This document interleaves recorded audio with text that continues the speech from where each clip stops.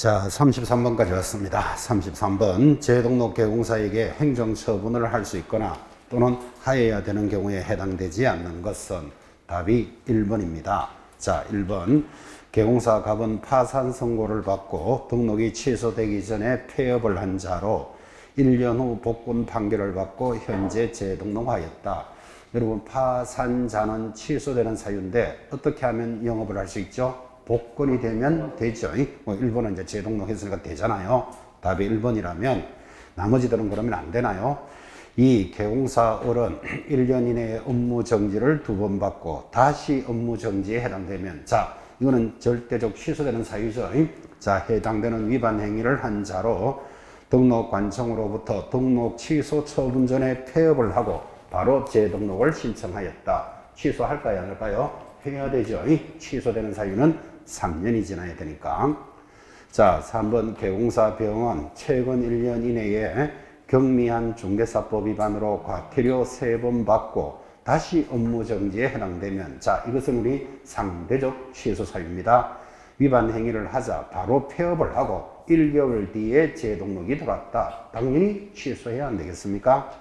4번 개공사 정은 거래계약서를 이중 작성하여 등록 취소를 위한 청문이 진행 중인데 그때 스스로 폐업을 하고 2년이 지나서 재등록이 들어왔다. 취소할까요? 안 할까요? 해야지. 취소되는 사유는 몇 년? 3년이 지나야 되니까.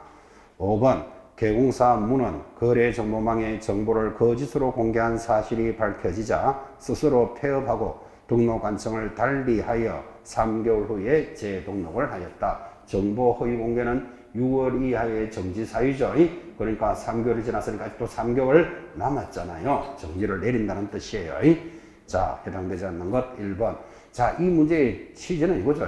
취소되는 사유는 몇 년이 지나야 되고 3년이 지나야 되고 정지되는 사유는요 1년이 지나면 재등록한 자에게 선고하지 않죠. 그 개념입니다. 34번 넘어갑니다. 농지를 취득하고자 하면 농취증이 필수적인데 다음 중 농취증이 반드시 필요한 경우는 답이 2번이고 2번이 제일 중요한 질문이에요. 경매에 있어서는 반드시 뭐 있어야 된다? 농취증 있어야 한다. 답으로 딱 기억하셔야 돼요. 자, 그러면 나머지는 농취증이 없어도 되죠. 1번 한국농어촌개발공사가 취득합니다. 농어촌개발공사 이런 것들을 국가 등이라 그래요. 국가 등이 취득할 때는 농지를 투기할 목적이라고 볼 수는 없잖아. 그죠? 없어도 되죠. 자, 도시지역 중에서 주거지역, 그리고 4번 도시지역 중에서 녹지지역 중에서 개발행위가 허가를 받았으면 필요 없죠. 5번 시효에 의한 취득농지 20년 이상 공연하고 평원한 것을 시효취득이라고 그래요. 투기할 목적이 아니라는 걸 알 수 있다니까요. 그래서 농지증이 의미가 없는데, 자, 지금 34번에서 여러분이 하나 잡아야 될 것이, 공법을 배우실 때 도시지역 이렇게 공부를 하시면 저절로 나와야 되는 말이 주, 상, 공, 목, 기가 반드시 나와야 됩니다. 자, 공법을 공부하실 때 도시지역 하면 뭐가 나온다고요?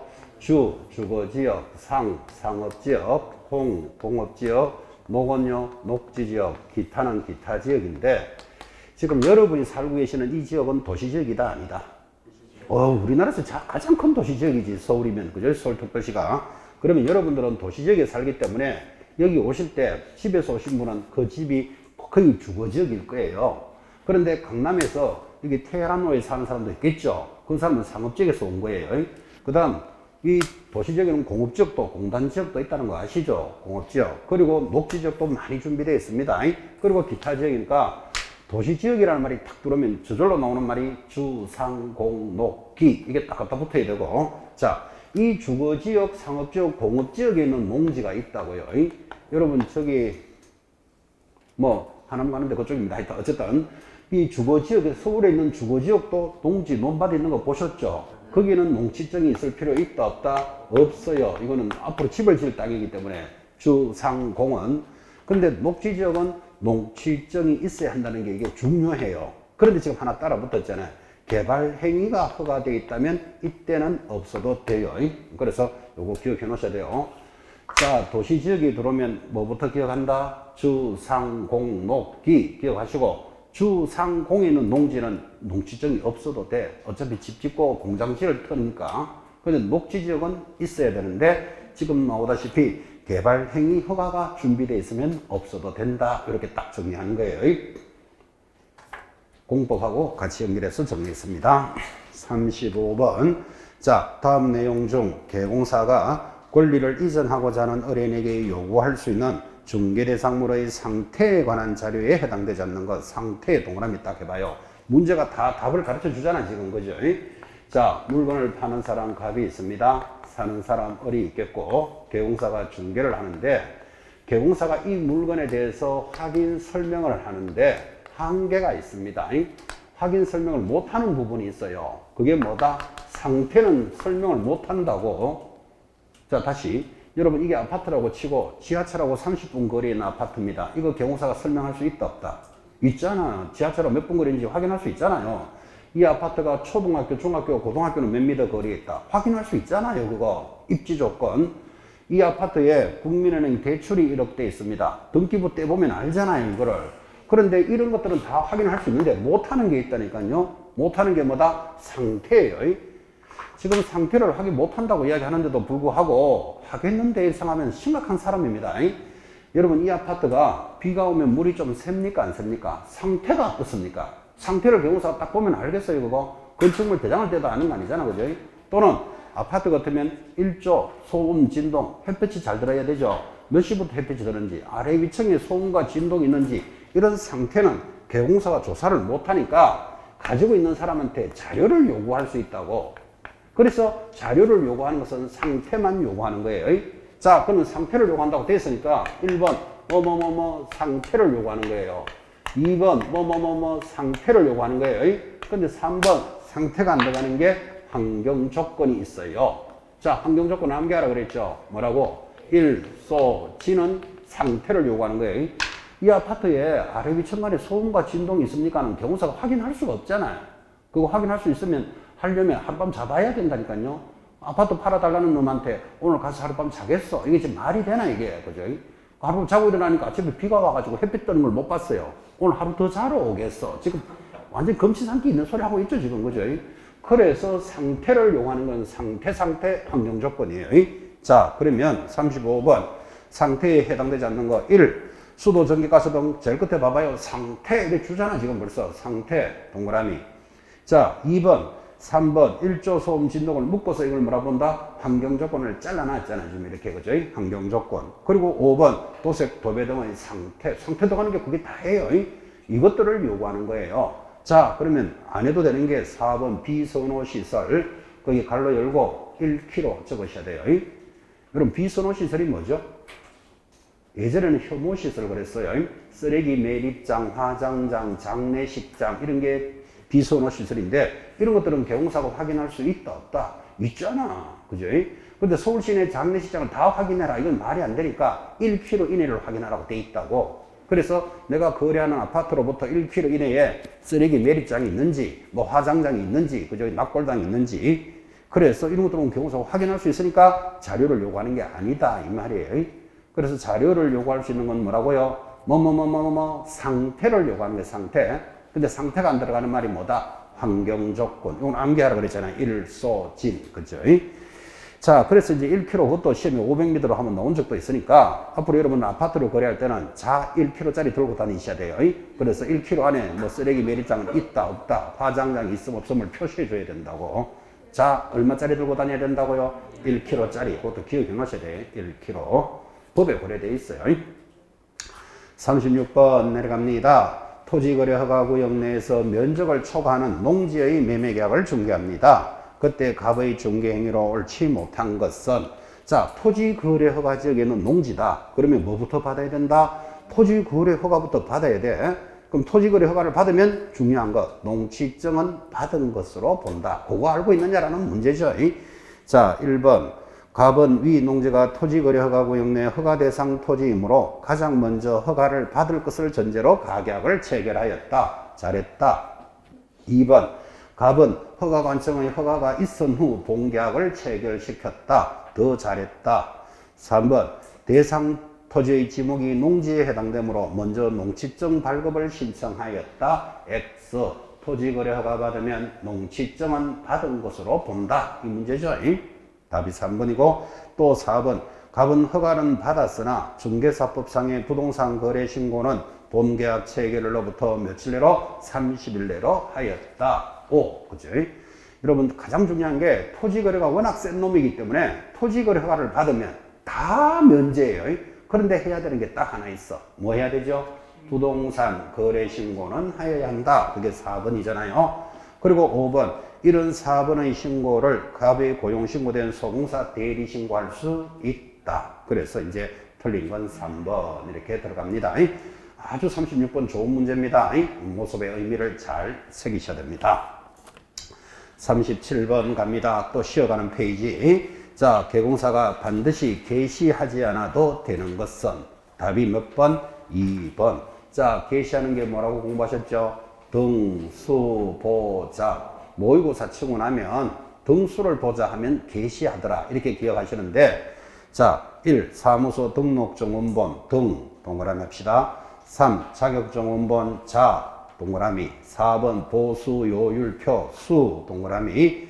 그리고 보정설정서류 보, 그게 등수보자 네 가지를 게시합니다. 이거 위반하면요 100만원짜리 과태료 가는데, 거기 여러분 6번 해놓고 하나 받아쓰기 합시다. 하나 더 있죠. 사실은 6번 해놓고 분사무소 신고 확인서,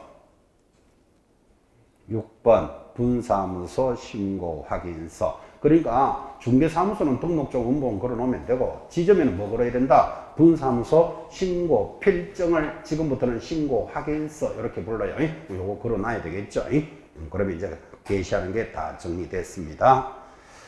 38번 내려갑니다. 주택임대차를 중개합니다. 잘못 설명한 것은, 자 1번부터 다가구 주택, 다가구 동그라미 딱 하시고, 단독이다 공동주택이다.